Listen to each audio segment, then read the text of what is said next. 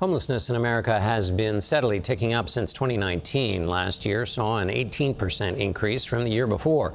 As Elise Preston reported, older Americans are the fastest growing population of the unhoused. For tonight's interview, we are joined by Dennis Culhane, a professor at the University of Pennsylvania, whose research focuses on homelessness and assisted housing policy. Dennis, it's good to be with you. Thanks for being here. The first question is, why is the homeless population getting so much older? Well, we've had this aging trend that's actually been going on for over 30 years.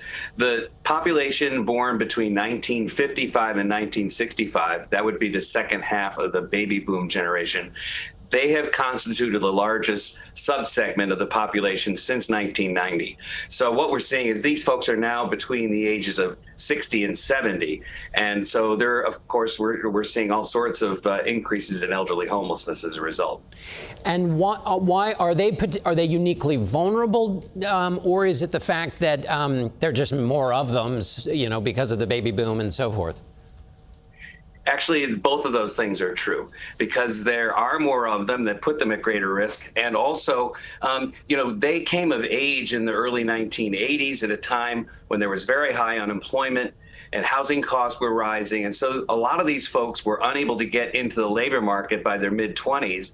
And so they've struggled for years trying to get a toehold in the workforce. We saw in Elise's piece some of the physical issues that are associated with aging when you're unhoused. What other kinds of issues are a part of this cohort? Well, right now, what's making them also at risk is that many of them have depended on their parents for housing for many years, or other relatives. And when one of those family members dies, they may lose access to their housing. So we're seeing one of the big reasons, the triggering event for many of these folks, is that they've depended on family who are passing away. But of course, being homeless exposes them to all sorts of, physical conditions and social conditions that make their life very difficult.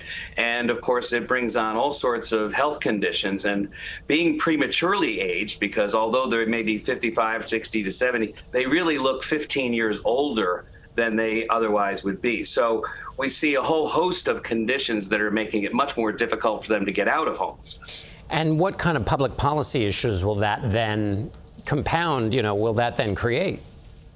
Well, we already see that we have large numbers of these folks in emergency rooms.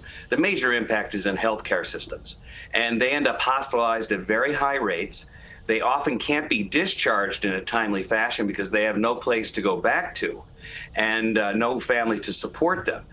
So they often will end up even in nursing homes, even though those nursing homes, they will often get discharged right back into homelessness. The New Deal was, in theory, supposed to mitigate against this. What broke? Well, first, there's a significant number of people who are not eligible for Social Security. They didn't work on the books, or they didn't accrue sufficient credits of paying into the Social Security system. So what they rely upon is a basic subsistence income that we have, which is really far below subsistence. It's called the SSI program, and it pays about $900 a month. And it's difficult to get into the program. And for old age, you're not eligible until you're 65. So a lot of these people are destitute, and they have no resources, and that was not the intention of the New Deal programs.